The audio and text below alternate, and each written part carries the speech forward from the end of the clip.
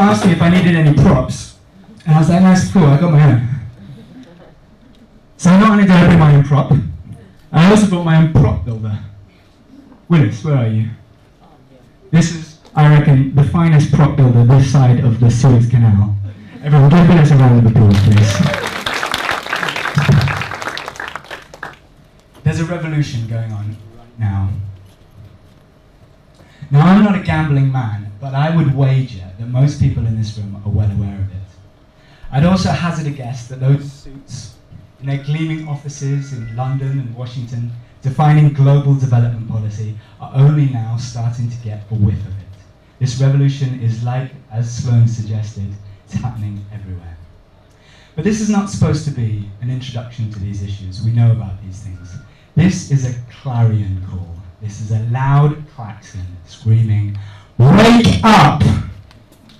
There is a train laden with agency, independence, decentralized diversity, bottom-up innovation, and grassroots solutions to real problems.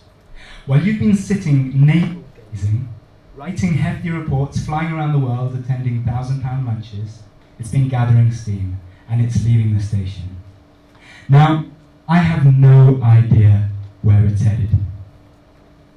But I do know that it's going to take a pretty disruptive route, upsetting a whole lot of corporate tea trolleys along the way. It'll be passing such sites such as poverty alleviation, and I tell you one thing, it's going to get there a whole lot faster than the top-down big donor charabang that left back in the 1950s. Who knows where we'll end up, but I think it will, but no thanks, we're sorting it out pretty well on our own. So my name's Sam Duby, I'm an engineer, and I'm going to tell you what it looks like in my small little appropriate technology carriage. I'm going to do it in true TED style in the form of a story. In fact, I'm going to do it in the form of 5 stories. So it's a colourful cast, so stick with me. First up we have Desmond. Desmond, the defunct water pump. Desmond lives in Rusinga Island, just off the coast here, in Lake Victoria. I first met Desmond a few years ago. Let me tell you a bit about his story. Desmond was built by a very well-meaning NGO staffed completely by people who look a lot like me.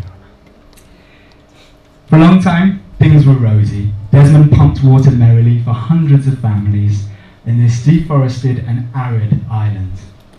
Then, calamity struck. One day, Desmond stopped pumping. Many moons passed, and eventually, I turned up. "You're an engineer. You go fix it," a village elder told me. I tried to find a picture of what I looked like. That's the best I could do. To aliens. So, up this creeper-choked tower I climbed, and what did I find? The only reason Desmond wasn't working was because a single locking pin had fallen out of the main drive shaft. It had obviously been spinning free for a long time because there was an 8-inch groove carved into the solid steel drive plate. Why had no one fixed it? Where were the spare parts? Anyone could have fixed it, but they hadn't. I learnt a very, very valuable lesson that day. So, this is Phoebe and Phoebe. Makes it very easy for me. They're from Nyanza, they are illiterate, and they've managed to achieve something that even the local MP never was able to do. They've provided electric lighting for their whole area. Now, how have they done that, I hear you ask? Well, I'll tell you. They, a few years ago, went to India to meet these ladies. Lovely, colourful ladies that they are. These ladies are illiterate, low-class Dalit women who just happen to be incredibly well-seasoned solar engineers. In fact, here's one of them, Rekisha, installing a solar panel. That's right, gents, that's a lady in a sari up a ladder installing a wind turbine. Sorry, a solar panel. These ladies were trained by the Barefoot College. Fascinating talk on TED by Bunker, the starter of that Barefoot College, by the way. I highly recommend it. Now back in India, Phoebe and Phoebe have set up business. They are building from scratch, using the Barefoot technologies, solar panel powered streetlights. They are running a business, they are maintaining these streetlights, they're repairing them, etc., etc. It's an incredible story. So you probably can sort of get an idea of where I'm going with all of this. So I'm going to throw you a bit of a curveball. I'd like you to meet Peter and the iHub Robotics team. Now, Peter is a little bit different from the Phoebes. Peter is incredibly well educated, he's middle class, affluent, and he is frighteningly clever. We went to Peter with a problem. We build wind turbines for the rural poor in some seriously remote places, and we need to be able to monitor them. We need to be able to check that they're still producing power, that they're behaving correctly. It's really quite a difficult task, and there's absolutely nothing affordable on the market today that actually does this. No problem, said Peter. In 24 hours, Peter and the team had hacked an old mobile phone and an old development board into some Frankenstein love child of a device that was able to monitor this wind turbine and send me regular updates to my mobile phone in real time. It's incredible. So not bad, in fact, that they won a national competition with this device, and it's actually been put forward to the NASA Space Apps Challenge, kind of hoping they're going to teach the astronauts a thing or two. But it's really exciting. The main point here was that to develop this quite disruptive, completely innovative technology, I needed to look no farther than Kenya. All the skills were here, and that's a really, really exciting thought. So to Joe. This is Joe, he's a lovely chap. Joe has no formal education beyond high school. He's worked his entire life in Juakali. Now I don't know if any of you have much of familiarity with Juakali, so perhaps this will give you a little bit of a flavour. They're forging metal with a bicycle-powered, air-pumped forge.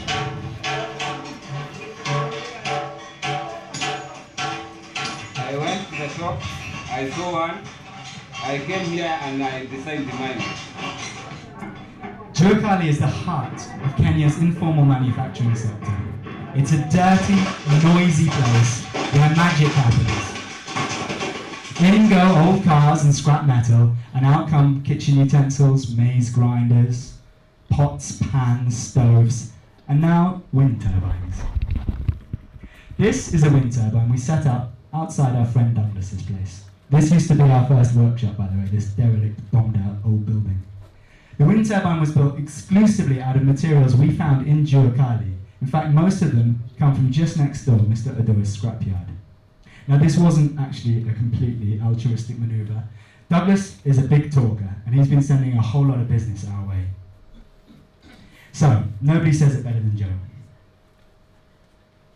Scrap metal we collect from the scrap dealers, then we assemble them, we do rewinding, we use the alternator, then we build that generate electricity at a cheaper price compared to other sources of energy in the market. In the market, he says. So Joe is what we hope will be one of hundreds of Juakali technicians who will take this morsel of a seed of an idea, the knowledge of how to build a wind turbine out of locally available materials, and nurture their own business.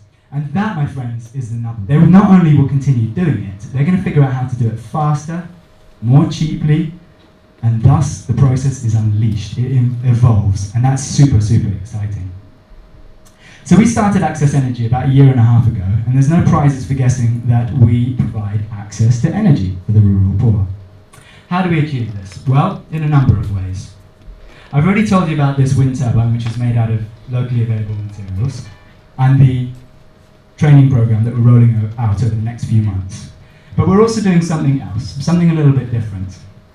We realized very quickly that alongside those that wanted to learn how to make wind turbines, like me, there was the vast majority of people who, quite frankly, couldn't give a monkey about wind turbines. That's the censorship kicking in there. All they cared about was power. They wanted clean power. More importantly, they wanted cheap power. Power that was cheaper than the disposable batteries and kerosene otherwise available, as Sloan very eloquently pointed out. But these people can't afford to buy a wind turbine. So what do? You lease them a wind turbine. Leasing a wind turbine makes it available to people on terms that make sense to them, people at the bottom of the pyramid. There's little or no upfront cost. Payments are made on a month-to-month basis using the wonderful M-Pesa services. And even better, if you help them set up businesses, selling electricity to other businesses such as video shops, mobile phone recharging stations, hair salons, all businesses which are enabled by the provision of local electricity. Not only are you building in a mechanism whereby they can generate an income for themselves, but you're also building in a mechanism whereby we, who took the upfront capital costs, are paid back.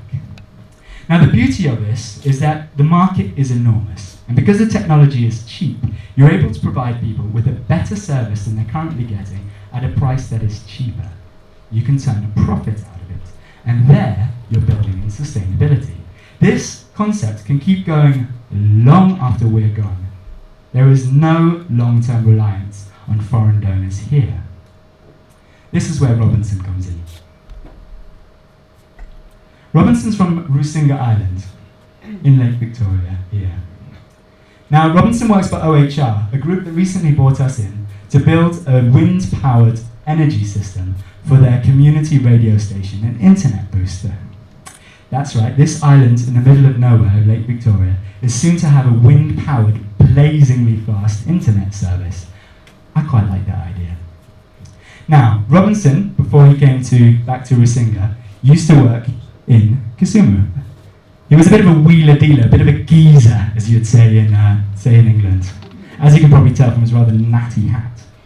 Now, ever want to sniff out an opportunity, Robinson and I want to set up a wind-powered fish refrigeration system for the fishermen on the island. This means they'll be able to chill their fish overnight and are not forced to pay the outrageous costs dictated by these unscrupulous dealers which turn up every day, knowing that the fisherman has to sell his fish every day. Their friend Patrick, you can't quite see there, he wants to move into Remba Island, setting up 4 wind turbines to provide power to over 100 small businesses and homes, weaning them off the incredibly expensive diesel they have to import from the mainland, and turning quite a tidy profit to boot. This is Kenyans powering up their communities with Kenyan-made technology. Now, I don't for one second think that social entrepreneurship, the strange and multi-headed beast, is the answer to all of our problems. But I do believe that if handled wisely, and we are all here custodians of that integrity, if it's handled wisely, I think that social entrepreneurship, schemes like the Barefoot College in India, can provide a very dynamic, very powerful, and very resilient force for change.